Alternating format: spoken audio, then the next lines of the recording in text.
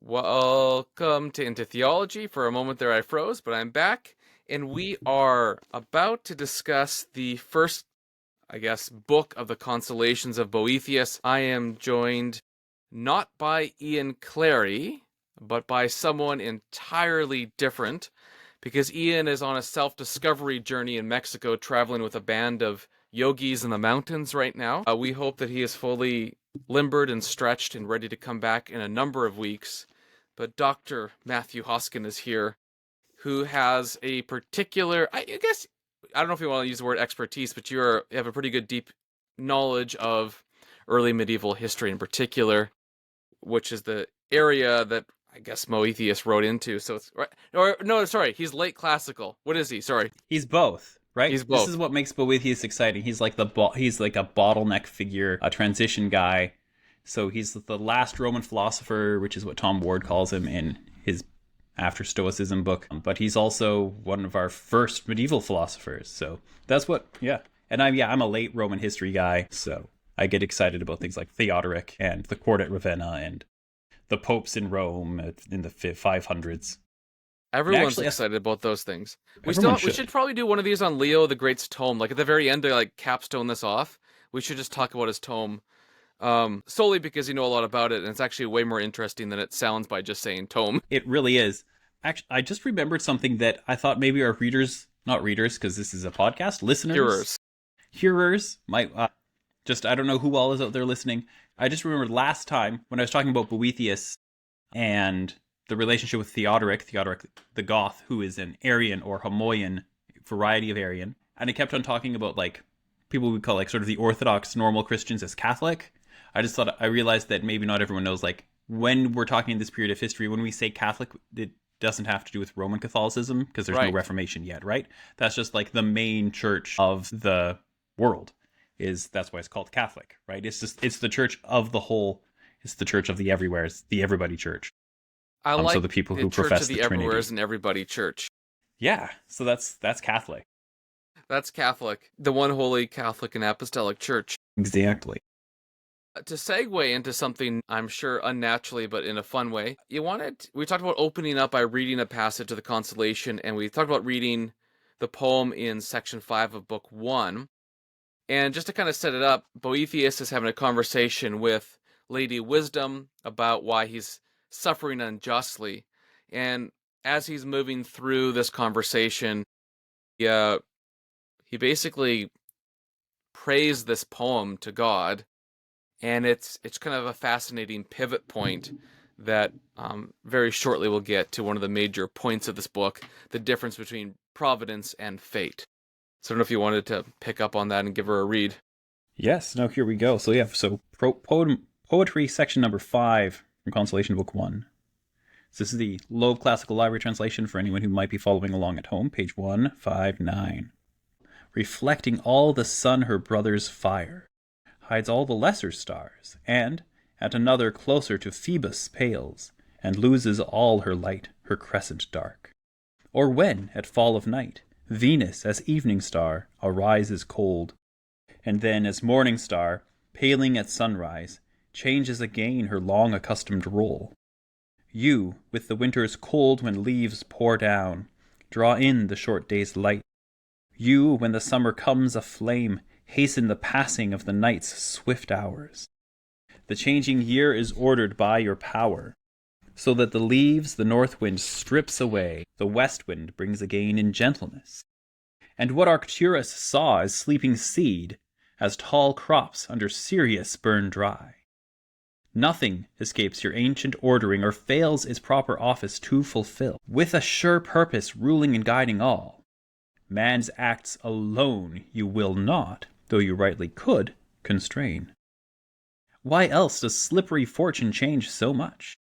The innocent endure the pains that are the proper penalties of crime, and evil ways sit in the thrones of kings, and wicked men in unjust recompense trample beneath their heels the necks of the good. Virtue's clear brightness lies obscured in darkness hidden, and the just man bears the unjust's calumnies. Their perjuries hurt them not, nor their deceit, decked in false colors. And when they please to use their power, Then they delight to overcome great kings whom countless peoples fear. Look on this wretched earth, whoever you are who bind the world with law. Of that great work, far from the meanest part, we men are buffeted by fortune's seas. Ruler, restrain their rushing waves and make the earth steady with that stability of law by which you rule the vastness of the heaven. It's almost like he, about halfway through, and he makes his pivot. Yeah. One, he denies that God's providence orders our acts.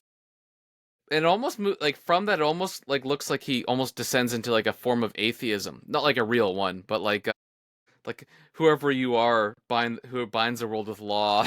Right? It's not actually, but it's interesting.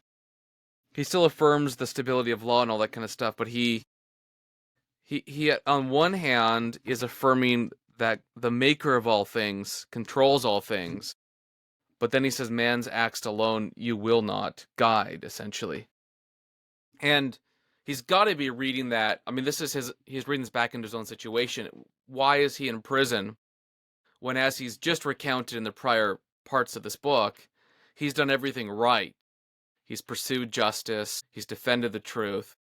And even those he defended, namely the Senate themselves, has in fact abandoned him. So he looks like he's beginning to see God sort of pulling away from human agency and being a part of that. I don't know. What do you think? I think it's really interesting because it definitely begins, that first half of it feels almost like a Latin psalm. Right, like done in classical verse, using classical tropes, talking about Phoebus for the sun and Venus as evening star and all these things. And, that just feels, it has both a psalmic and a classic feel to it, about like sort of one of these nature poems that someone might write. So you're going through that and you're like, oh, that's nice. He, controls all things under his providence. And then I think, though, what Boethius is doing here in the first book is, he's in this dialogue with philosophy, and he's supposed to be at his lowest point. So it's not the psalm, right? Because the psalms will sometimes do this. They'll praise God and then turn to lament. But they never, at least my reading of the psalms, when you do the one who's like, I saw, what is it, Psalm 73, I saw, why do wicked men prosper and all these things. When the psalmist goes there, he never actually blames God, right? And in fact, the psalmist does it in reverse. This shows us how deeply Boethius has fallen.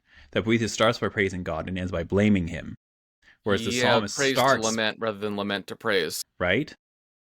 Yeah. Whereas Boethius ends almost by blaming God that, hey, you're not, who's taking care of men? And you can see he's clearly, when you go through, if you look at like the rest of the context of this book, where we do read about the Senate who have betrayed him, and the bad men who have advised Theodoric, the king, this Gothic king, and all these things. Evil ways sit in the thrones of kings, and wicked men in unjust recompense trample beneath their heels the necks of the good. He is the good, right? And his enemies in the Senate and King Theodoric are the evil ones who are sitting there performing their injustice. It's interesting, too. I think the next poem is actually sung by Wisdom herself, I think. It's actually a little bit unclear to me. It looks like it does. Yep. And then she begins to talk to him about his poem. And this is going to be section 6 of Consolation 1 in the prose section. And it looks like right before in her poetry, she talks about God marking out the seasons. There's a sense in which she's emphasizing God's good control of things and not to desert his order. But then she begins to kind of probe and ask questions of Boethius. This is where I think it gets really interesting. I want to talk about this then, if we have a moment. I'd love to go back and think through a little bit about who Lady Wisdom is, because we kind of skipped over that. But she says, I want to ask you a few simple questions here to probe and test the state of your mind. She's already just accused him in the last prose section of having essentially his emotions and passions and his grief and worries and complaints like as kind of overwhelming him. So all of us who've gone to crisis know exactly what she means. It's like when your body is just like out of control and you are sort of a doomer. Everything's going to end. So she says, I want to cure this despair. Because I think last time we talked, it's not right to say it's depression. It's actually despair. Yeah. That's his problem. He lacks any hope. So the questions are, do you think that the world is run by random and chance events? Or do you believe that it's rationally directed? Rationally would be like some sort of invisible principle. Mm-hmm. And then he says, look, I can't remember, I don't think anything is going to be done by random chance. And he says this really clear statement. I know, so it's interesting, versus his poetry. I know that God, the creator, watches over and directs his works, nor could there ever be such a time as would deprive me of the certainty of that truth. So you can see she's beginning to remind him of something he's already known. That'll be really key in just a moment. Good, Yeah. she said.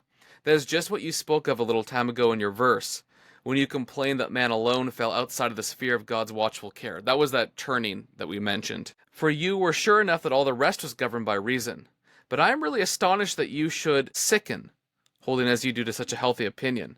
But let us look into this more deeply. Something is missing, I think. Now tell me, since you are not in any doubt that the world is guided by God, do you perceive what kind of governance it is guided by? And then he lacks understanding. He says, I don't actually know, I don't understand the question. I was not mistaken, was I, when I said that something was missing, leaving as it was a crack in a strong wall through which the sickness of your trouble stole into your mind. But tell me, do you remember what it is? What is the end of all things? Towards what purpose does the whole universe move and aim? So here she's asking him a question of telos, or purpose. What is the finis? What is the goal behind Providence? And then he says, I heard it once, but pain and grief have weakened my memory. Which is fascinating, again, because the passions and desires, pain and grief in this sense, are that which beclouds the mind, or rationality, the ability to know. Then he says, but at least you know where all things have come from. It's their origin. And because he's already asserted that God is the creator, he says, yes, they came from God. She says, then since you know their origin, how can you not know their end? So the end is like, that's the kind of a basic, anyways, okay. The nature and strength of all these troubles is such that they can dislodge a man, but they cannot tear him out and completely uproot him. Now, I should like you to answer this. You are aware that you are a man. How could I not be? Then can you say, what is a man? Which kind of reminds me of that, there's like a movie that came out, What is a Woman? That was kind of famous, a couple years ago. Then he basically answers the classical one that a man is a mortal and rational animal. Rationella animal etque mortale. And then he says, I do not know that and admit to being such, or do know that. And then she says, and do you not know that you are something more? Then he says, that's it. Then she says, now I know that you have a big serious problem. You have forgotten what you are. And I wrote by this in the margin, Mufasa. Because Simba, when he left his homeland, forgets who he is as the true king. And so when he's lapping up water in a lake, Mufasa appears before him, and he summons him to remember who you are. And Simba will have to remember that he is actually the true king. He's not just an irrational animal. He is a rational animal guided by some providential order. Yeah. So Rafiki, it's not a monkey. He's what is the kind of monkey? He's a baboon. He claims to be a baboon, but if you look at it, he's actually a drill. Anyway, he's a drill. Yeah, he's a mandrill. If you look at the animal they drew as a mandrill, but they call him a baboon throughout the whole film. Ooh, it's a problem. But whatever this creature is, Rafiki tells Simba of memories. This is all like memory of a kid. All the answers you need are already inside. You already have them in you. And that's similar to this because Boethius has known wisdom but forgot it. And his problems are not so much outside of himself, despite the fact that the whole chapter is about all the external problems. The problems are inside of himself in that he forgot what he was and allowed the grief of external circumstances essentially to overwhelm him and lead him into despair. Yeah. Go on. Nope, you say your thing. Then she'll say men's opinions are obviously such that when they lose true opinions, they have to take up false ones. And then a fog arises from these false ideas, which obscures the true reason. And she seems to be driving at, you need to have a fuller understanding of God's providence. Not just that he's creator, but that he's an orderer of everything that has happened. Yeah. I was just thinking earlier, we had seen earlier in book 1, Lady Philosophy criticizing Boethius because he's all like lamenting one of the things he's upset about is like he doesn't have his books, right? So it'd be like me without my books. But she says, well, like if you real riches you've studied philosophy long enough, it's with you everywhere you go. You just need to remember, right? And so we see all this stuff about memory coming up again, which I think is really important because that is how the human intellect works, is actually by memory. And there's actually a way in which learning itself is almost like remembering something you never knew, right? Like you're using your will in a similar way when you come to understand something, right? Or like you'll be on those times like someone will say something, I can't think of any good examples right now, but you'll find someone will say something really good. And you'd be like, that's what I was thinking all the time, but I never had the words for it. So it's like you're remembering, but it is a new thing you've never heard before. And this is actually like super important in both Augustine and the works of Plato. And sort of Boethius himself is deeply indebted to the works of Augustine, even though he never comes up in the whole full consolation. Yeah, in the memory part, that was thinking of Augustine because maybe book 12 or so of the Confessions, maybe 11, is all in memory, and how important memory is to what it means to be human, to be created. Right, yeah. I find that interesting. So we're going to get into book 2 of Consolations, but that's where I believe fate and providence go head to head. And the Stoic idea of fate is essentially, if memory serves, denied. I guess we'll see. I can't remember. That's a note that I wrote down in the book. I think that's true. I mean, the thing of Stoic theology, if you will. I mean, theology is a Platonic word, apparently, so apparently we're all Platonists. I'm joking, listeners. I don't actually think we're all Platonists. It's philosophy, we could say, or physics, rather. Yeah, Stoic physics, but the theology of Stoics is, I don't know, when you read those bits of Seneca, that's like the coldest thing out there. Like you feel all stirred by his sort of call to arms for moral behavior and make good use of your time and all these things. And you're like, yeah, I can do that. I could be like you. And then as soon as he's talking about the divinity, it's there's nothing close to you at all the way the God of the Bible is. And that it's basically like the closest, I mean, the Epicurean God is even worse. But for both of them, he is kind of a distant thing that just sort of sets everything in motion. And it's pretty much, your bootstraps. There's not a lot of grace. Because the Epicureans, at least, are thought to say the gods or God are fairly uninterested in humanity, and the Stoics have a view of fate that is cold, as you said. It's interesting. Now, wisdom here is communicating all of this to Boethius, but wisdom herself is something communicated according to Boethius from God. So if you go to page 147, which is in the prose section of book 4, they talk about Plato a little bit there. And he says because of Plato's Republic, Boethius went into politics because he wanted to affect the common good and so on. But then he says at the bottom of the page there, you and God, who has set you in the minds of philosophers, so God being the source of wisdom here, know me well, that I undertook office with no other motives than the common purposes of all good men. And I just wanted to note that really quickly because, while Boethius is learning from Lady Philosophy and from all sorts of, Plato, basically he thinks Plato's and Socrates got it, then everyone else has a little bit less of it. As he's learning these things, he's ultimately saying that their origin is from God.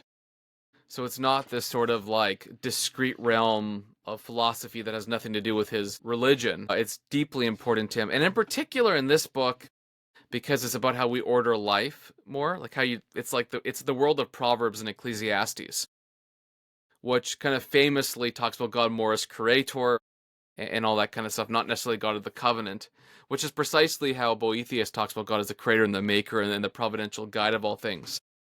So one thing that's interesting for me is like most of life for us is lived in the world of Ecclesiastes and Proverbs, not the world of Romans and Matthew.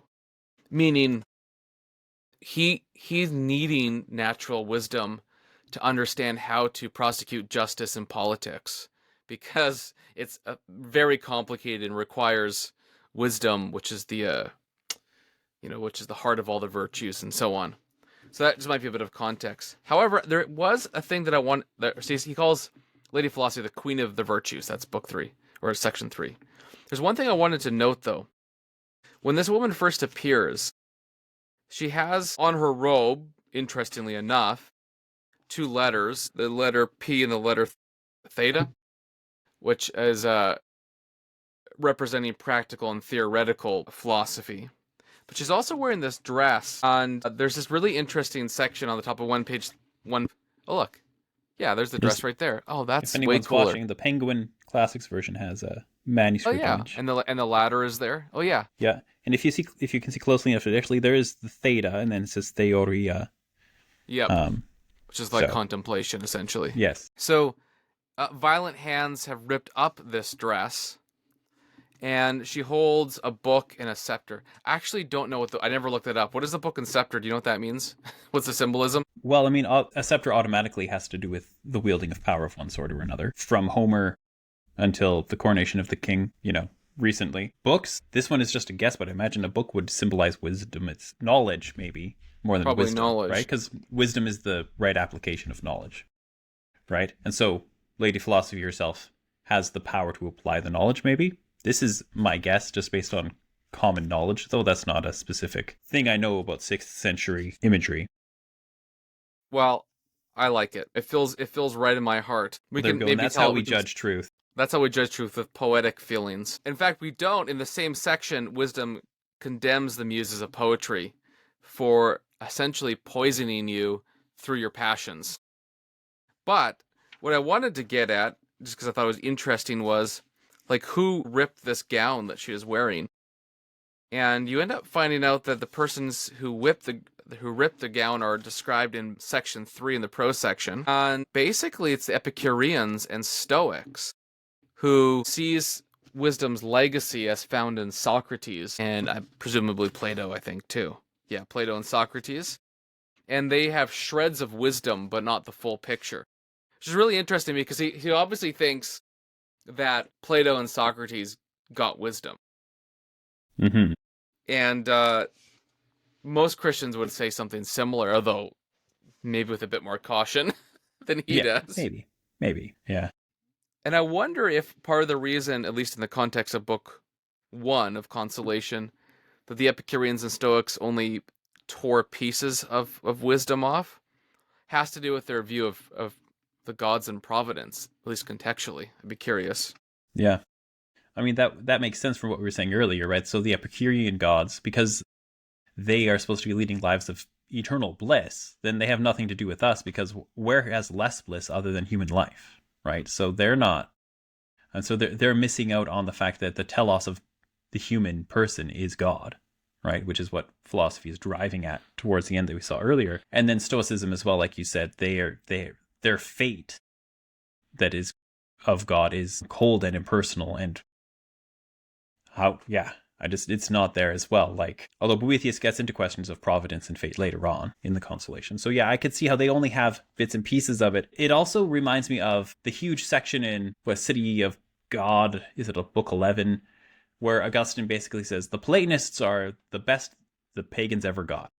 These are the guys who are the closest. The others are just kind of a bunch of losers. Well, no, it doesn't quite say that. But like, the Platonists are the closest they get. And generally this is the way ancient Christians viewed it, that anyone outside of the covenant who came close was Plato, maybe Socrates. Right. Yeah, I think that's right. Although usually there's a bit more, like, even Augustine has a lot more wrangling to say that. He's like, well, I guess they're okay. In his Confessions, He's pretty positive about how they give them concepts for theology. But he kind of wrangles, like, he kind of has to say this idea of pagan knowledge, being good is hard for him to admit. And even in City of God, he talks about how good they are in order to knock them over. Yeah, right? Because there's something He's better. Like, let me steel man your best guys so that I can then destroy them. Yeah. So that is kind of an interesting, but then Boethius doesn't really seem to have those caveats, although he might implicitly. It's also interesting to me, so Epicurus taught that basically you could be happy through, trying to remember, I was just reading his fragments recently, so I should have this sharp in my brain. It's not that you're a hedonist, that's not correct at all. Yeah, no. But it's something like through being by moderation, being satisfied with what you have, you can actually be content. Something like that. And the gods don't care anyway, so just, go enjoy. And the Stoics are a little bit more internalized in terms of their, the typical Stoic who is stable despite the outside world being chaotic. So they both have these interesting views of also of happiness, and I think Boethius will argue a little bit like the Stoics for happiness, but in light of true providence, if that makes sense.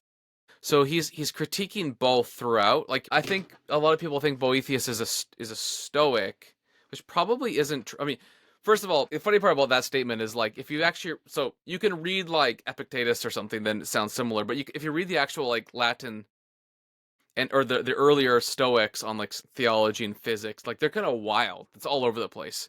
So insofar as there's some overlap, there is in the practical life, I would say, just because Mm-hmm. of what C.S. Lewis calls the Tao, like, I think natural law, essentially.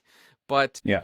there's a different paradigm, and I think, again, I want to reread through Consolation 2, Book 2, but I'm pretty sure, if memory serves, this is a huge concern of Boethius, is that the Stoics don't get God's providence right. They maybe get right that you need to be the kind of person that is so inflappable that the passions don't drive you to despair, and you need wisdom to overcome. But unless you know the origin, as wisdom says, which is God, and the telos, that which drives the universe forward, which is also God, then you're not really going to be in a good place. Yeah, exactly. Yeah, I think Boethius basically, Consolation 1 and 2, he's driving towards sort of Stoic things, but then he has to go beyond that to resolutions, beyond simply you need to find, rightly so, you need to find your happiness in something beyond your circumstances, right? This is the big thing. Like, Boethius is sad because he's lost all the things that most of us, honestly, if we're honest with ourselves, are most of the time thinking is going to make us happy, right? Oh, I had a good job, I had a loving wife, I had my 2 sons. Although it's interesting, he never fully lets go of my wife and sons being a source of happiness for him, right? He had his job, he was doing good things, he was being a good person, and all these things. And then when that gets snatched away, so then Stoicism does provide you with a certain amount of wisdom to be able to sort of be upheld when that happens, but it doesn't go far enough. And so Boethius, in the later books, pushes past it. And he starts bringing us to somewhere new that still reads like Plato to us, but I would say, is definitively Christian when he starts looking at providence, time and eternity, and all these sorts of questions. Although he never, anyway, I think there's a specific kind of philosophical exercise he's doing, which is why he never explicitly names the Christianity in the Consolation, but this is what he's driving at. Well, and also, I would add that the language, so it's a bit hard to explain, but like today, the language of like gravity and velocity, it's the common language of physics to describe habitual relations that we see around us. Mm-hmm. And there's another set of terminology from the discipline of metaphysics that gives you terminology and language to describe metaphysical realities, things that are invisible and so on. And in Boethius' time, you had access to both sets of terms.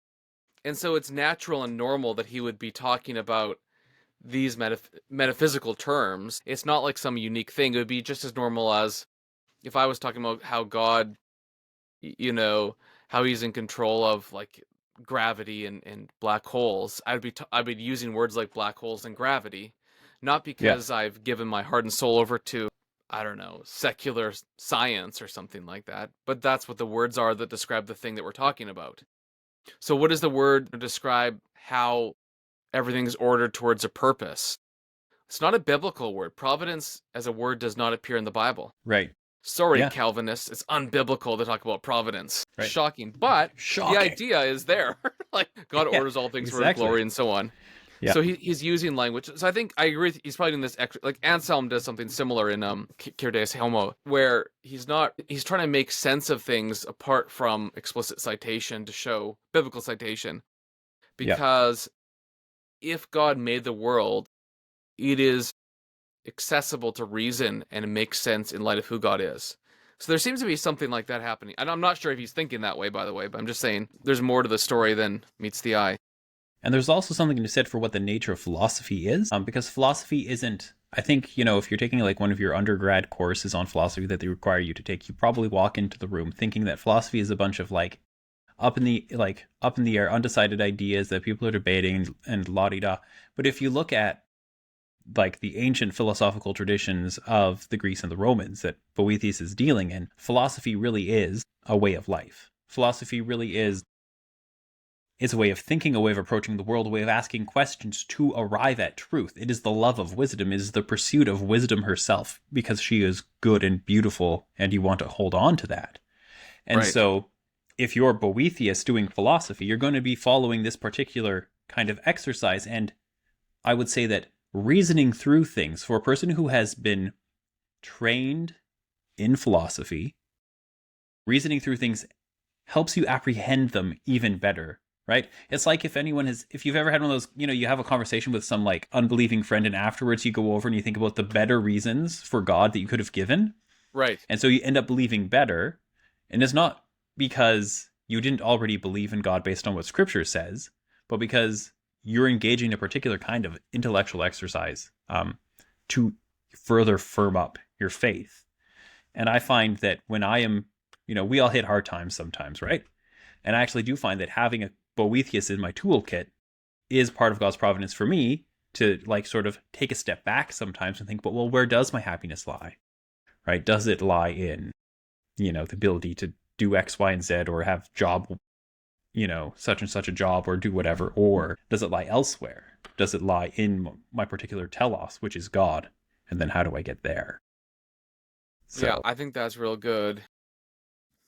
Just at like a sort of straightforward level, I think that because most of life is like Ecclesiastes, that you need books like this by Christians to be good guides to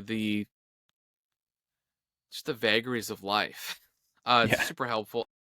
It's like maybe too obvious to say, but I think some people feel like the only thing you're possibly ever allowed to read is the Bible. But the thing is, God made a world that makes sense, and Christians have the Holy Spirit, and there's a reason why we should encourage one another as the day draws near. There's a reason why we confess our sins to one another, and not just read the Bible. Like it's both end. And I think Boethius is kind of a gift to Christians in particular, to be consoled by philosophy when crisis comes, if that makes sense. Well, I would I think that say, makes do we need sense. to? Is there anything else that we meant to cover that we didn't cover? I think we've covered all the things we wanted to cover. Basically, Lady Philosophy has diagnosed him as forgetting who he is Remember who and you are, forgetting Simba. God. Remember. Sorry. Sorry. It's great in the Latin. I just love the nihil ne alio te esse novisti. And his answer, nihil. I feel like that's more powerful than the I am nothing more. Right? Do you not know that you are anything more? Is nihil? Nothing. Right? I didn't actually look Like, at that. I'll look at that right now. That's the kind of phrase that I always like to look at. I know because he is a poet, right? Right. And so he has this sort of, I feel like it's even more final, right? Are you nothing more than this? Nothing. Well, and also if you don't know Latin, like you probably heard the phrase creation ex nihilo, like creation from nothing. It's just that, it's like nothingness. Right? And it's just kind of a straightforward answer. Are you anything more? Is there anything more? Nihil.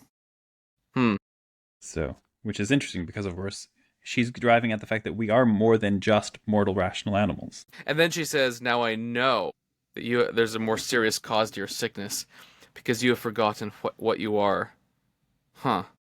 I don't know why that just kind of something about that really, when I read this today, kind of just moved me. I can't explain, but knowing who you are in light of what she just is about to say, the goal and end of all things, Mm-hmm. God's ordering of all things, namely, you have forgotten what sort of governance the world is guided by. You think all of these fluctuations of fortune uncontrolled.